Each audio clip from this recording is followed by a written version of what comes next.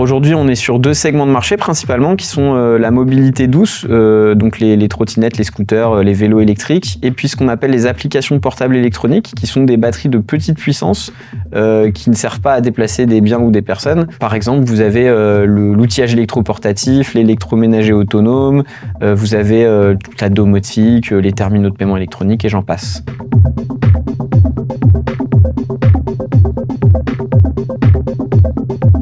Nos clients, ce sont des industriels intégrateurs, c'est-à-dire que ce sont des gens qui fabriquent des équipements ou qui distribuent des équipements qui ont besoin d'une batterie pour fonctionner. Tout simplement, on est un fournisseur pour eux, on leur fournit les batteries qui vont venir équiper leurs produits. Nos fournisseurs, alors on les appelle pas trop comme ça, c'est un peu des clients en fait, en quelque sorte, parce qu'ils nous rémunèrent pour notre activité, mais c'est des gens qui ont des batteries usagées, souvent en quantité assez conséquente, et ça leur pose une vraie problématique à la fois d'ordre, on va dire, assurantiel et d'ordre sécuritaire. Parce que les batteries usagées, je pense que tout le monde le sait, mais c'est des produits dangereux qui ont tendance à prendre feu. Il y a eu beaucoup d'exemples récemment d'entrepôts, d'usines qui ont pris feu à cause d'une batterie.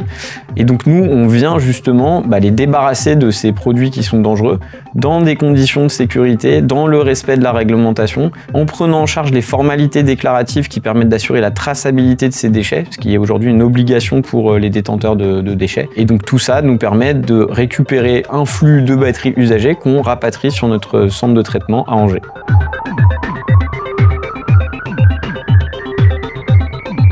En moyenne, une cellule, lorsqu'elle est considérée comme obsolète pour son application de première vie et qu'elle est envoyée aujourd'hui au recyclage, elle n'a été utilisée qu'à 20% de ses performances. Donc ça veut dire qu'elle conserve 80% de ses capacités de stockage. Donc vraiment, il y a une nécessité à aller exploiter ces 80% de capacités résiduelles avant de détruire les cellules. Et d'où cette boucle d'économie circulaire qu'on s'attache à créer.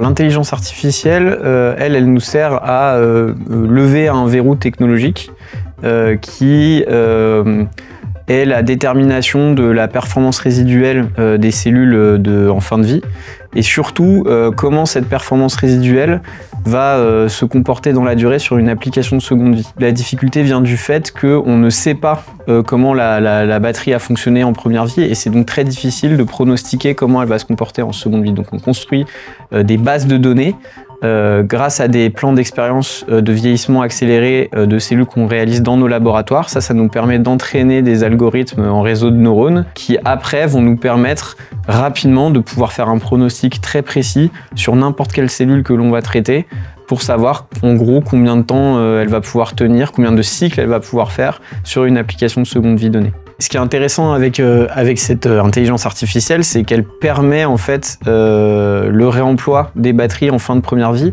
avant le recyclage de ces batteries. Recyclage qui doit être l'étape ultime dans la mesure où c'est une étape qui est destructive et qui a des rendements et une consommation énergétique qui sont pas vraiment terribles d'un point de vue environnemental.